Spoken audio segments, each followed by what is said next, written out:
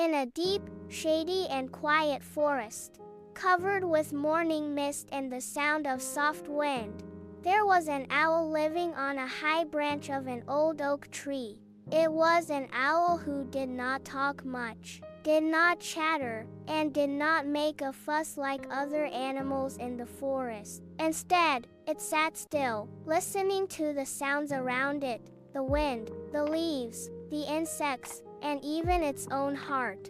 All the animals in the forest were curious and some laughed at it. This owl is really strange. He never talks, never smiles. All day long, he just sits quietly like a statue. But the owl did not respond to anything. He only smiled peacefully in his heart, because he knew that some words, if not thought through, could be like feathers flying around, without weight or meaning. Until one day, there was chaos in the forest. Animals, big and small, were arguing about the water in the stream that was starting to dry up. Some blamed the squirrels for using wood to make a dam. Some blamed the beavers who built the dam. Some blamed the wild boars for throwing mud across the water. They all shouted back and forth, and no one would listen to anyone. The sound of chaos spread throughout the forest. At that moment, the owl swooped down slowly with its silent wings. It did not make a sound or say a word.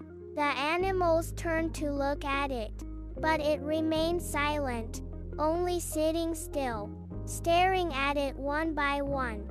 Silence, until finally, the chaos gradually subsided due to the power of that silence. The owl then spoke in a deep, soft voice. Before we blame others, listen carefully, think carefully, and ask ourselves, have we ever done anything that caused the stream to dry up? A few words, but full of weight, penetrated deep into the hearts of the animals. They began to calm down, slowly reviewed what they had done, and began to understand that cooperation is more important than blame, and words of wisdom are more valuable than 1,000 words without sense. Since then, the animals in the forest have come to respect the owl as a wise listener.